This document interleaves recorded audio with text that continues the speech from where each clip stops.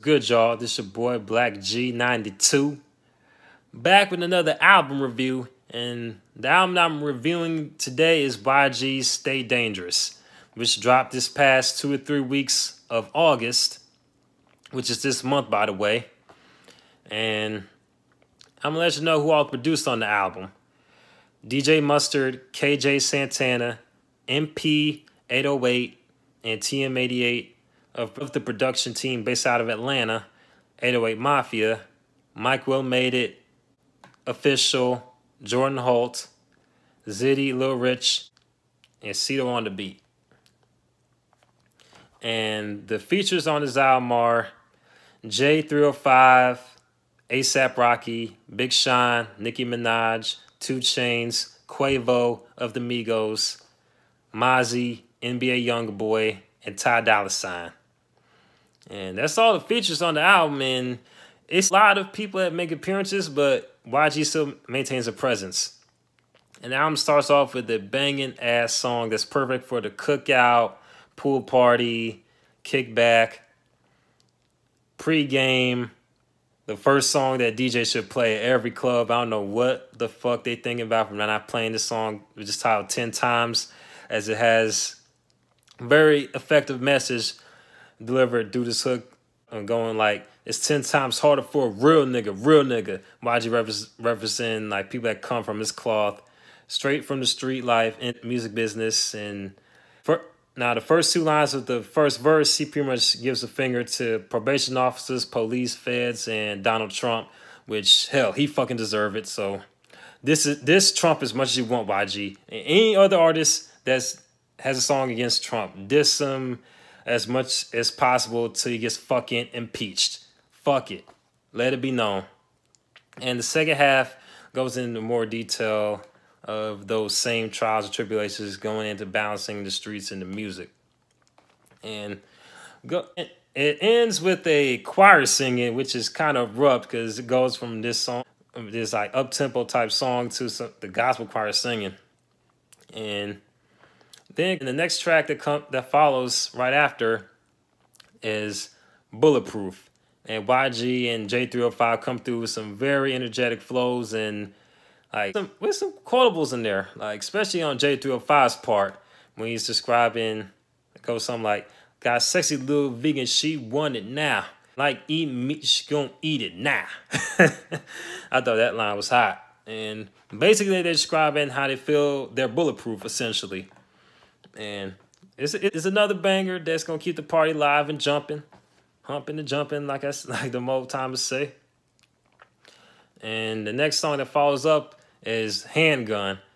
Now, when I first heard the song, I watched the video, which, by the way, it borrows like the visual aesthetics from the late 80s classic Full Metal Jacket. For those that have not watched it, I advise you to watch that film before you watch the music video so you can get the reference and the visual cues.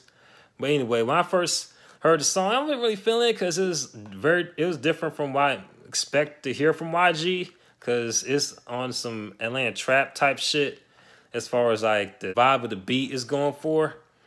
But after a while, I'm starting to like it because like the hook especially, like it kind of caught my ear and just kept me from not liking the song completely. And the hook goes something like, I just bought a handgun and that shit came with the drunk. Do nigga fast like and one. I need a bag and then some. Oh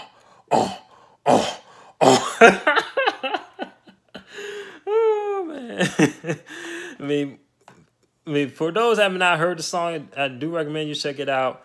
ASAP Rocky makes an appearance on the track, and I feel like he done a better job with his verse. But I mean, that's up for opinion and debate. So, song ends with a gunshot blast. I mean, no pun intended. And so it has, I guess, an OG from YG's Hood or some shit. Comes through with a spoken word segment with the same gospel choir from the outro of 10 times, like repeating the words he said on the spoken word. And basically the subject of the spoken word is pretty much telling young dudes is like stay dangerous, like keep some financial backers and lawyers like on your team and some go-doers as well, as like the album title suggests. And it's pretty dope to hear. It's pretty dope to hear. And next track on here is Sue Whoop, which is like anthem for the Bloods worldwide, as YG himself is a member of the Treetop Piru. So he's pretty much representing his set and comes through with some very energetic flows and just pretty much saying, even though he may have a daughter and has hundreds, he's still with the shits and what may have you. And like throughout the song, he comes through with some quotables. He even takes a shot at 6ix9ine, who's another Blood rapper with rainbow hair, as describing his line that YG said towards 6ix9ine, like, I ain't with that pink hair blood shit. And as the time of this video is being recorded, it's still at odds with each other. As if you check out any of YG's press runs for this album, he's pretty much still taking shots at 6ix9ine and pretty much dismiss him as a kid. But that's neither here or there. The song is another banger, one of the highlights off the album. And following up that is Can't Get in Canada. Now, still have mixed feelings about the song because, you know, it doesn't really follow a specific concept. It just mentions how him and his homies can't get into Canada based on the fact they got felonies and with the gang life. You know, Canada is kind of strict on those sorts of things. But throughout the song, he kind of just goes between, like, describing like pulling women and, you know, splurging money and being with the shits. So basically, it's similar subject matter to the previous song, but more of that Atlanta trap shit, which is bad, but it's very different from what YG's used to. And next track following that is a callback to the Jerkin era of 2009-2010. And as the beat is very reminiscent of that, it's titled Too Cocky, and YG comes through with a very simplistic hook, pretty much saying how he's too cocky for my shirt, I'm too cocky for my worth. It's a pretty fun song. Another up-tempo song, perfect for the party, kickbacks, all that. And tempo never switches. It goes into Big Bang. And I'm pretty sure everybody that's watching this or owns a radio station done heard this song already about now, because it's been on the radio thousands of times. But it still sounds fresh, just like it did. First was dropped back in May before the album was released. And everyone on this track comes through with some hot verses. In my opinion, Nicki Minaj, 2 Chainz, and Big Sean had the best verses on the song. I mean, YG comes through. If I had to rank them, he would probably come 3rd or 4th, though.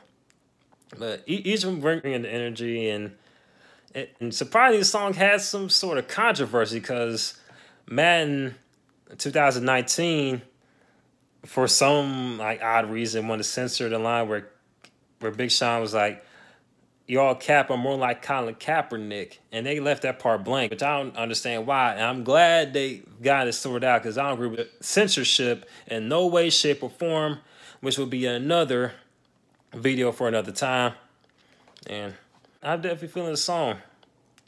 And next song is Power, and like the hook is pretty much short for what YG describes the hook, like the pussy got power, the pussy got power. Basically describing how this woman, how she got that good, got him drinking all different types of liquor, coming home when he normally stays out on the streets all night, whatever. And pretty much changing up because of this woman that he's describing in the song. And Ty Dolla $ign comes through with the second verse in the only way he could on a type of track like this, which, by the way, is very smooth, but yeah, it has that little bop to like, bow, bow, bow, bow. Y'all might have to hear it get a full idea what I'm talking about, but you know, Ty Dolla $ign come through with that smooth melodic flow that he normally does, and perfect for him. Obviously, a standout on this track. And next song is Slay, which is like more of the anthem for all the women that's like that described as bad bitches, like meaning their swag is on point, they sexy, and got head on their shoulder, they about business. As Quavo kind of puts it, like, one time for the bad bitch, all she wanna do is just slay. 2 times for the savages, all she wanna do is slay. Like, it's like a perfect song Quavo to go off on, and YG does his best to, you know, keep up with the whole Atlanta vibes of the song, but kind of sounds out of place. I mean, Quavo definitely outshines him on the track, especially on the beat It's tailor made for that sound. It kind of be speculating like maybe this was a song originally made for Quavo Mine, and perhaps YG at the last minute decided to hop on. I don't know. I mean, the song is dope nonetheless. And the next song is titled 666 and features NBA YoungBoy and YG pretty much describing the frustrations of like coming up from the streets and everything else. Pretty much in further elaboration than was on 10 Times, and NBA YoungBoy comes with a fire verse. Unfortunate that he ain't out here to really promote, as he has all these legal problems and such. And the hook is pretty catchy. He's like, "Move, bitch, but it's okay." It's with, I definitely fucking with the song, and the same OG that did the spoken word at the end of Handgun appears on the outro of this song, pretty much describing how his son is out there wilding with the thugs, like with guns and drugs, and even mentions how like people from his generation weren't on that, but they were crack babies and perhaps just as wild. And kind of hits at the whole generation gap of like the older generation not really understanding why the youth do the things they do. And like near the like the spoken word, he pretty much asks his son, only thugs he's hanging with, son describes like, I'm staying dangerous. And OG pretty much saying like there's plenty of other ways aside that to be dangerous, like knowledge, power, money. And son pretty much puts emphasis on dangerous, like dangerous, like literal, not on that other stuff that's been told to him, like being literally like dangerous, like very like dangerous individuals and such. And it's also commentary on this being black, period, could be dangerous, period, if you have knowledge, power, and wealth, you know what I mean? So, and fitting it into a banging ass song, and that is Too Brazy, which is another anthem. Features Mozzie from Oak Park neighborhood of Sacramento. They come through spitting hot verses and pretty much saying they're going too brazy, like the hook on the song. And the beat is perfect for those kickbacks and those late nights. And if they perhaps change the words around the song, whatever, I could definitely see this being a hit. For real, for real. And it's a pretty much a hot song, and as both artists come through with some hot verses.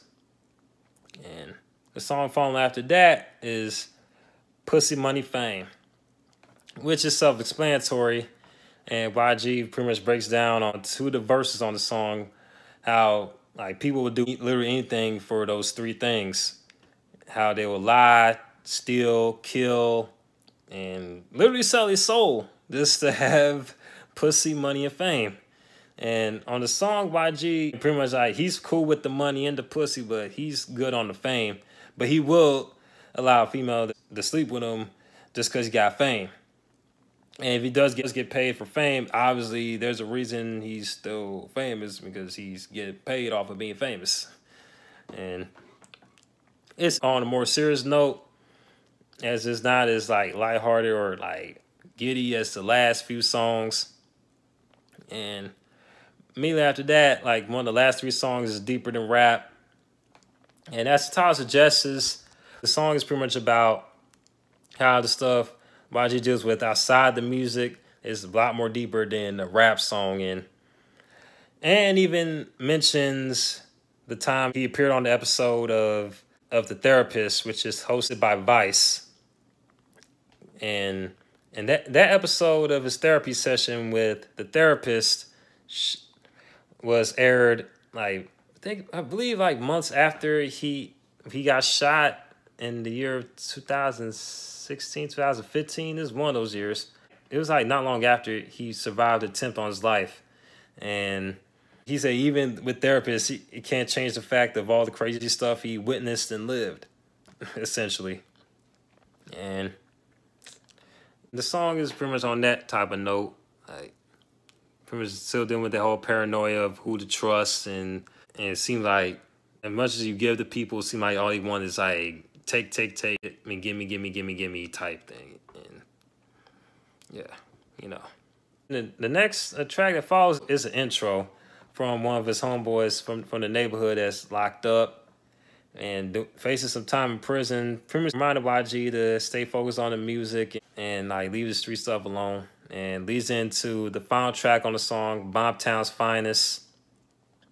And pretty much a declaration type song as YG describes why he feels he's Bomptown's finest. And also it's a letter written to a deceased friend, Frog, who's a known OG in Compton, who Game also made dedication songs for and about. And I'm guessing since like Frog was so well known, he was close with both Game and YG, as YG pretty much talks about how him and Frog like fell out like sometime before he got shot and killed. I think sometime in 2013. It's been a while since I followed the story, but pretty much almost wrap this if he's writing a letter to Frog, let him know how things going, how certain people remain the same, some people change, and how Game dropped a classic of album 3 years ago, Documentary 2, which I highly agree, and pretty much saying he's still putting on and like representing, and it's a very fitting into a good ass album. Now, to give this album a rating, I have to give it a 3.5 out of 5. On this one, I personally feel YG took a bit of a step down lyrically in comparison to his last album that came out 2 years ago, Still Brazy, which covered a wide range of topics from like political issues, and he had some theme that kept the song centered, which is not as evident on this one.